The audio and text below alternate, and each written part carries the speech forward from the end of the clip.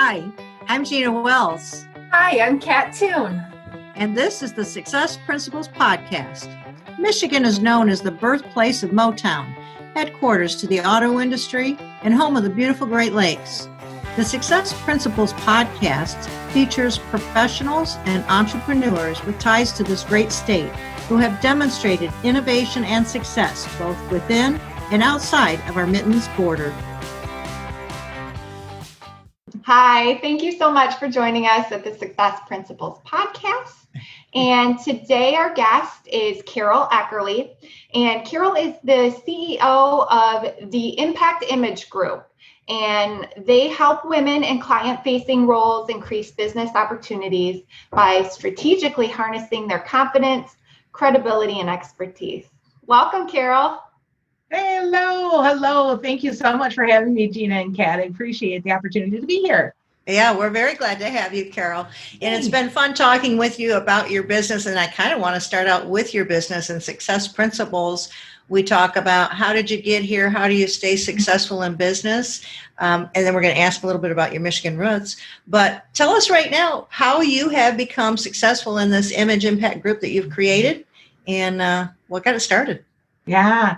Well, what got it started was I saw somebody open an image consulting business, and I was mesmerized by the whole thought of it. So I watched her for a whole year, and then I did some research on my own, and I realized a lot of what she was doing was what I had innately been doing for years and years. And being an entrepreneur, the personal brand piece, again, is something that I had just been doing naturally for years.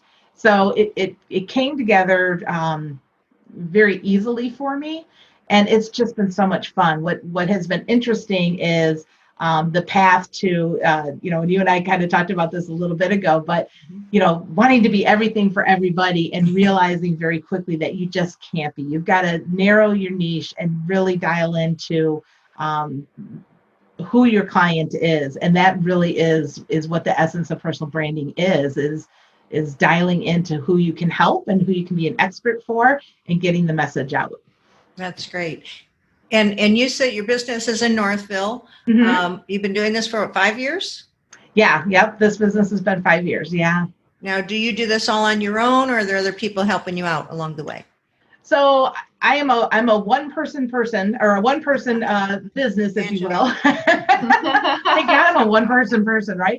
But that being said, I have a great team of people that I tap into on a regular basis. So depending on what the need of the client is, I've got experts that I tap into to help us get to our goals. So whether it's a photographer or videographer or a copywriter, that's part of my job, is to vet people and to know who I can send my clients to that are going to, help get them to the next level.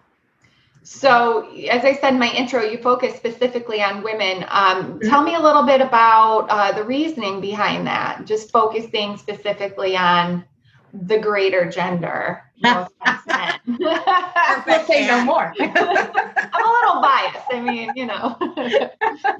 Well, and truth be told, I do help gentlemen as well. But again, getting into that more of a narrow niche, I really took a look at who my clients are and who they have been in the past. And there is a very distinct pattern, if you will. And I enjoy the company of women. I enjoy understanding that we put a lot of people first, and sometimes we just have the opportunity to say, we're going to be first, and we're ready to take that next step, and we're ready to grow our business. And that to me is really exciting, because that's the path that I went through as well. I stayed home with my boys for a little bit, then I went back to work sporadically, and then a little bit more and a little bit more, but everything I did was to put them first. And then I realized, oh, wow, they're going to be leaving the nest soon.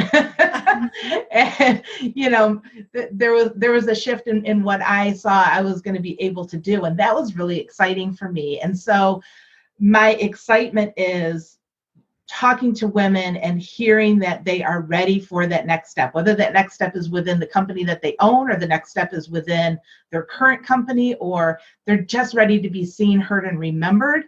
That to me is really exciting. And that confidence factor, when they know that they've got a lot to offer, but they're just not sure how to get there. That's where I love that. I love being able to help them go from, here to here, because it's already inside. They just need somebody to help them get it out. It's so true.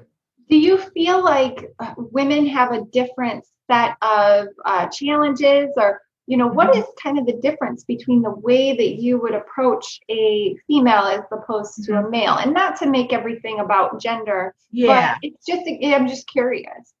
I think that, when all is said and done, we want the same things, right?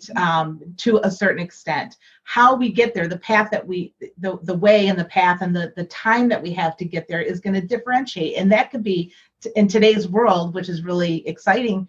There's plenty of gentlemen that are staying home with kids or, doing something else, and now they're ready to move forward. I'm working with a gentleman right now who left one job and is now creating, his own business.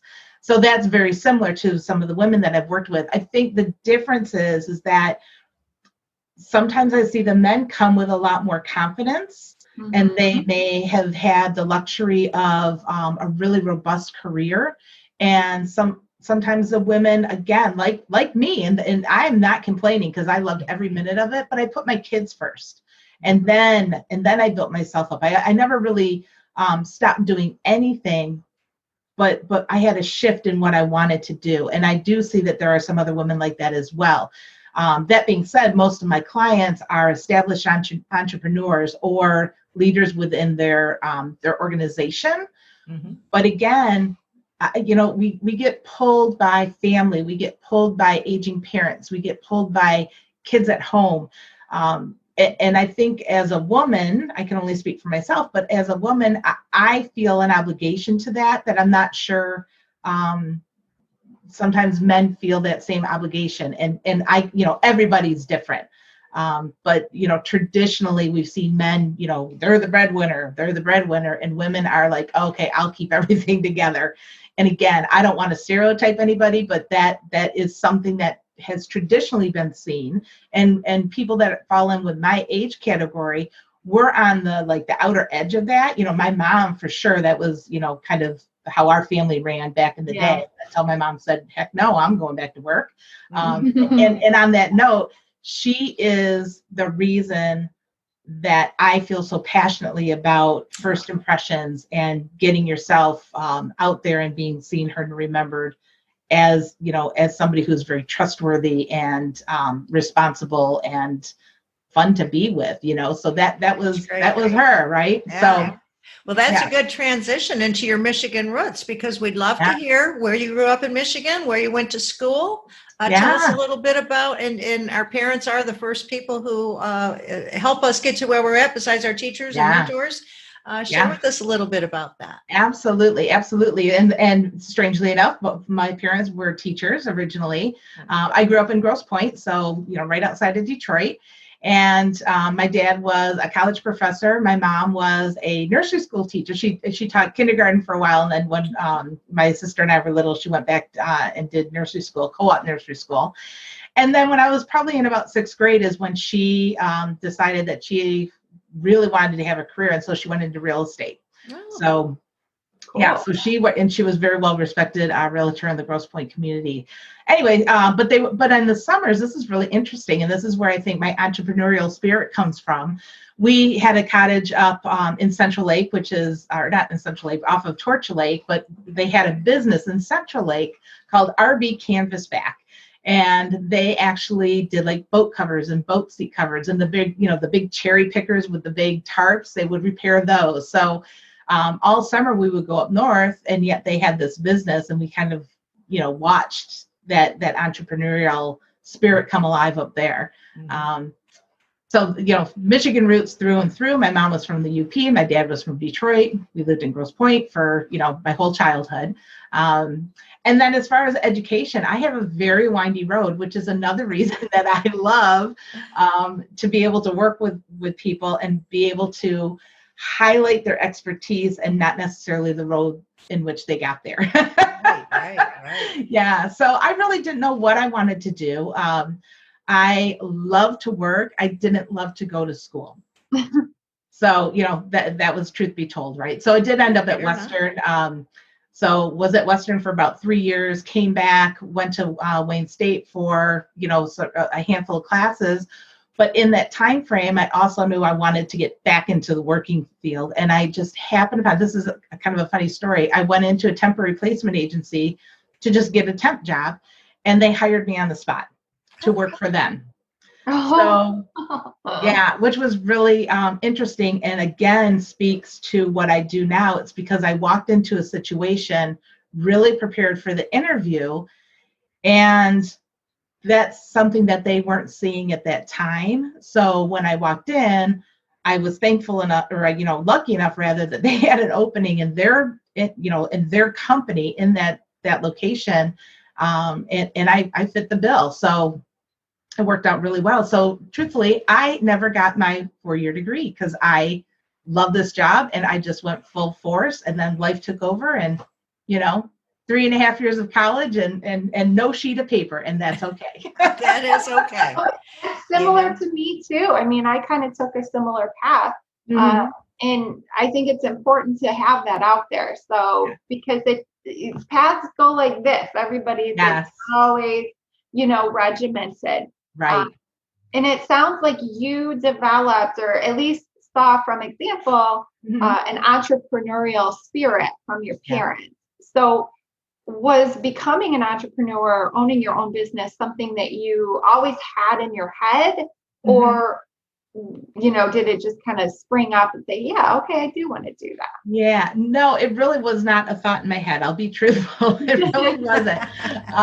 But what I learned was that I like to take control of my own destiny, my own situation. And really when it occurred to me that this was the better path for me was, number one, when I wanted to spend more time with my kids. I was actually working for a radio station, and I loved my job. I was in marketing and sales and advertising, loved my job, but it was extremely time consuming. And, it wasn't just a 9-to-5, because all the events that we did as well, which is the part that I loved, but it was, all, 60, 65 hours a week. And I could see the toll it was taking on my kids. So I went into selling jewelry for probably a good 5 years. And I liked that because I could control it.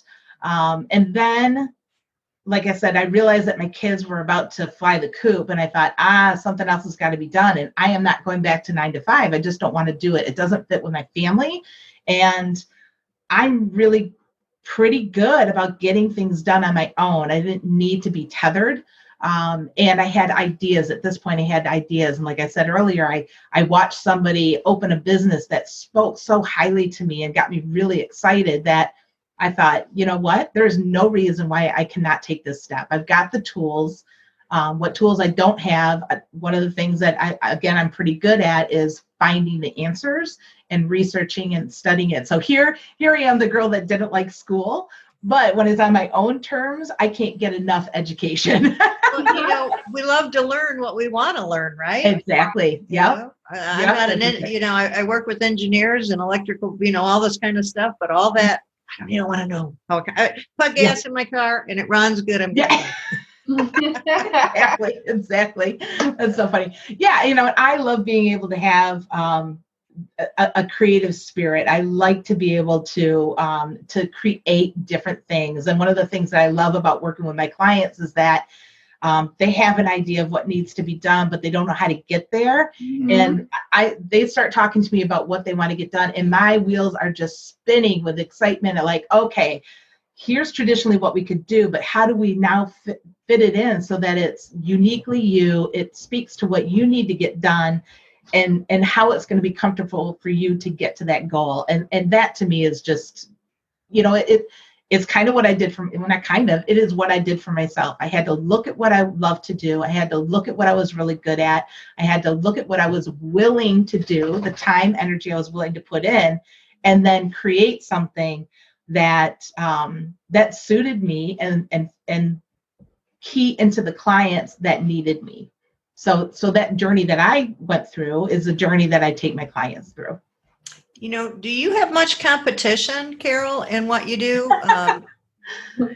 I think there's always competition, and I will tell you, I'm a very competitive person. So one thing that I have learned is that although I keep up to date on everything, I don't get bogged down with what my competitors are doing, because it's not important. What's important is what I can bring to my clients.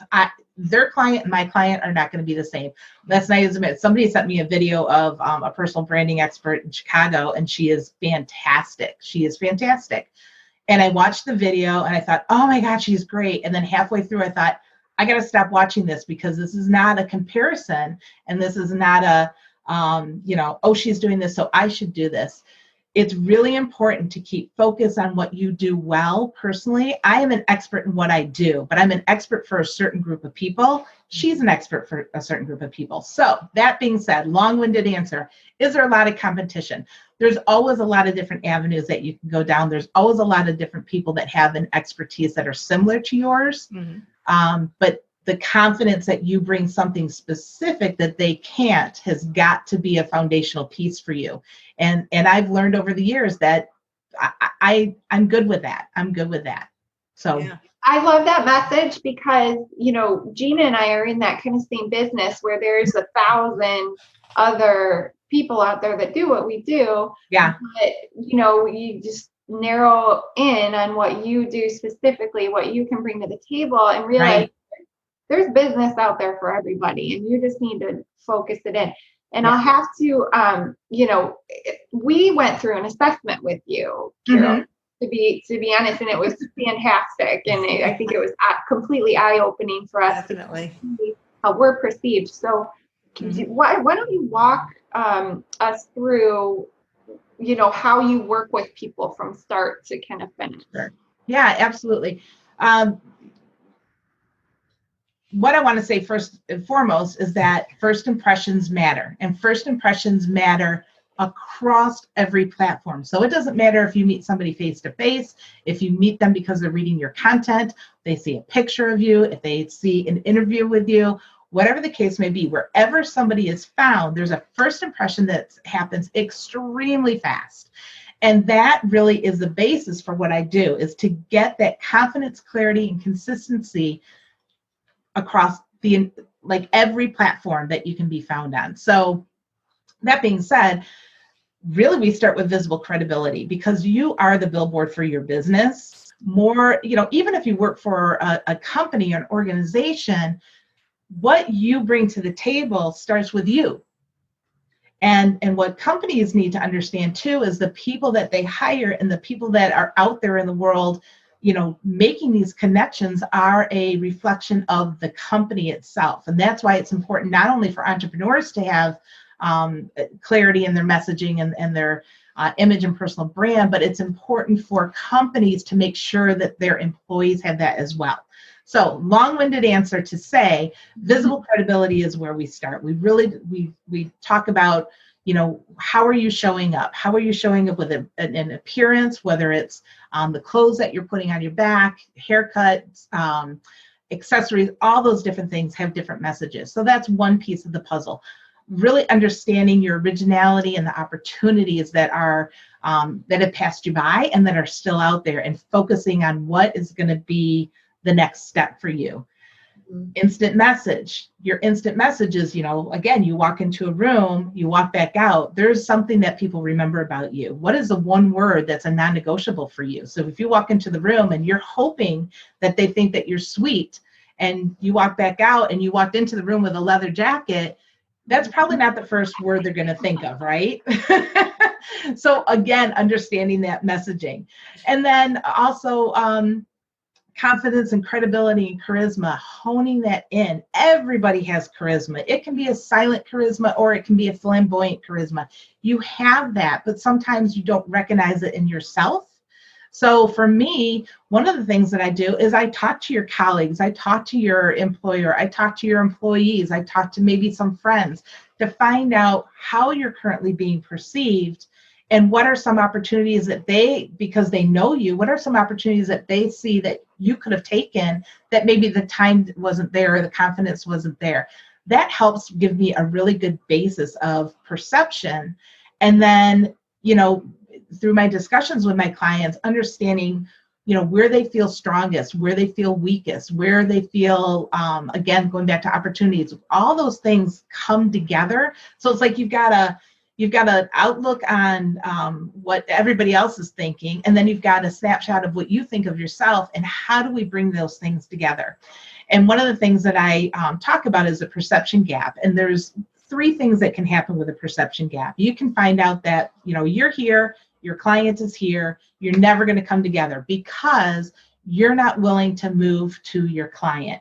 And it's okay not to move to your client, because maybe it doesn't make you feel confident. Maybe it doesn't make, your authenticity. And I almost hate that word because it's so overused, but at the same time, it's a foundational piece that you need. You have to feel comfortable and confident. And if getting to this client over here doesn't make you feel that way, please don't do it. Just don't do it. So that's one thing that can happen, is that you decide that you want to move over here because it does feel really good and you're ready for it. The other thing is that you find that because you're not willing to move yourself, it may be that you have to change your messaging to attract the people that do fit with you. Yeah. So, the shift could be to the client, the shift could be bringing the right client to you. And sometimes you just meet right smack dab in the middle. You got to give a little bit and they come towards you. So really filling that perception gap is a big deal. And then getting your expertise out there. I mean, this is the thing. Again, we all are an expert within our certain realm of industry and profession and knowledge and education and experience. We all have a very specific expertise. But if you're not talking about it and you're not sharing it and you're not shouting it out, nobody knows. When we walk up to somebody, we don't have a resume or a CV or an educational capsule on our head. We don't have that. All we have is us. Right. So being able to show your expertise so that people hear it and remember it, that is the impetus of the work that we do together, is showcasing it so that you're top of mind. Right. And we hate to put category, introvert, extrovert, what it may be, right? I'm taking tests before, and actually I've taken a test where it said I was an introvert, and I was like, what? Gina's not an introvert. Really?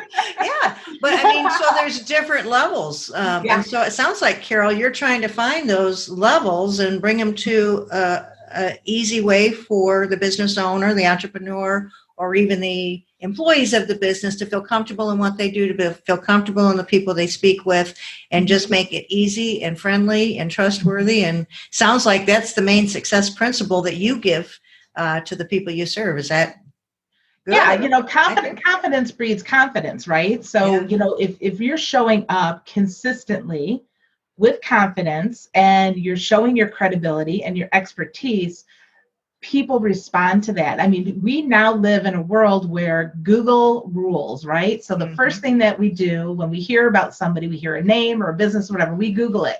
And whatever we find there becomes our first impression of who this person is.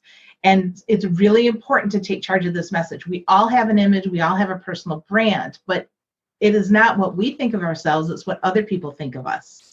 Yeah. What we can do is work to make sure that our message is guiding them to see it our way. Right? Or at least help have it come together. I get that, right? Yeah. One thing I think is interesting in this age of media and social media, and there's all kinds of different platforms out there for us to express ourselves, and both personally and professionally. And do you see the professional and the personal brand? How do you see those two integrating together? Do you think they should be separate? Do you think it's all woven in together? Give me your thoughts on that a little. I think that's kind of a multi-layered answer.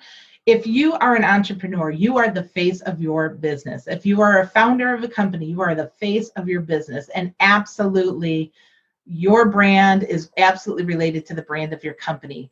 Do they need to be one and the same exclusively?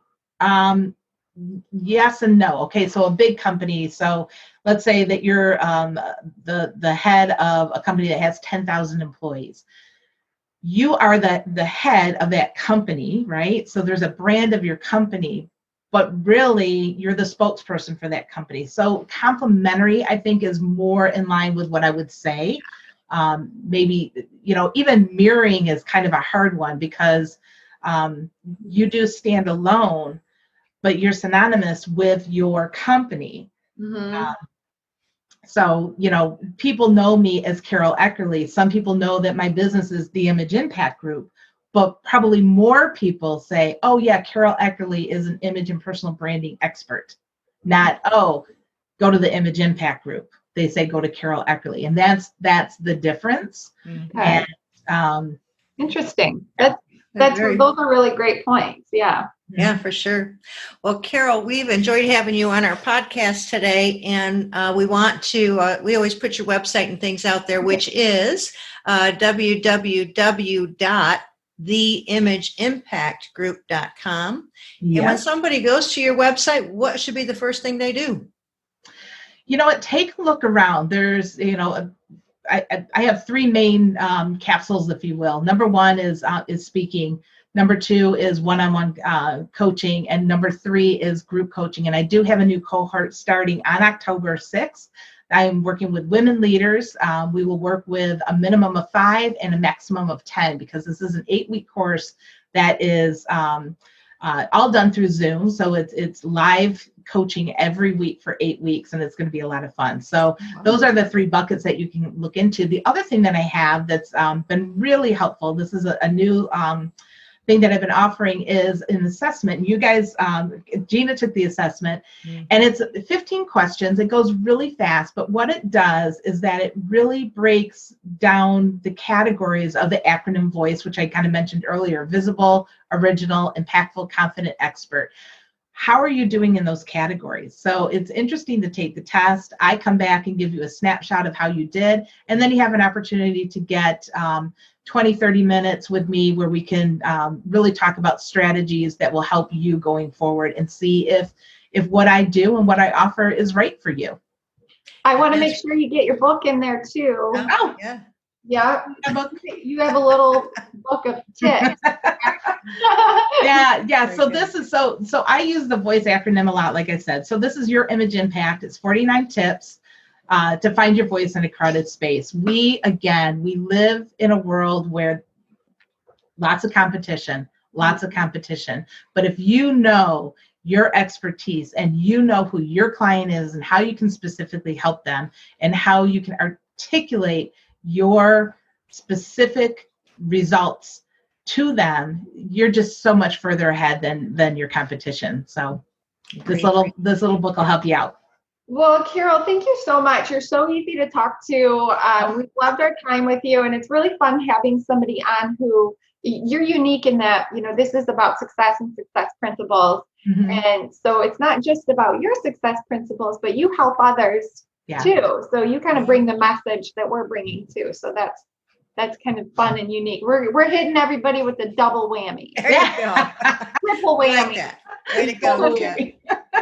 Karyl, thanks for joining us. Yeah. Oh gosh, it's been a pleasure. Thank you so much, and have a great week ahead, everybody. And please, anybody that has questions, please reach out.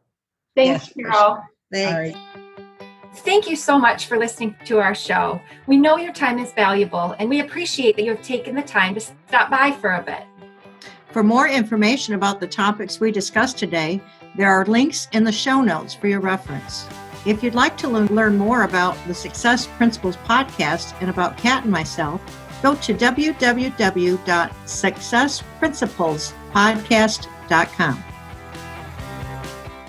Gina Wells is an investment advisor representative of Retirement Wealth Advisors Incorporated, an SEC registered advisor. Success Principles podcast and RWA are not affiliated. Exposure to ideas and financial vehicles discussed should not be considered investment advice or recommendation to buy or sell any financial vehicle. This information should not be considered tax or legal advice. Individuals should consult with professionals specialized in fields of tax, legal, accounting, or investments regarding the applicability of the information for their situation. Past performance is not a guarantee of future results. Investments will fluctuate, and when redeemed may be worth more or less than originally invested.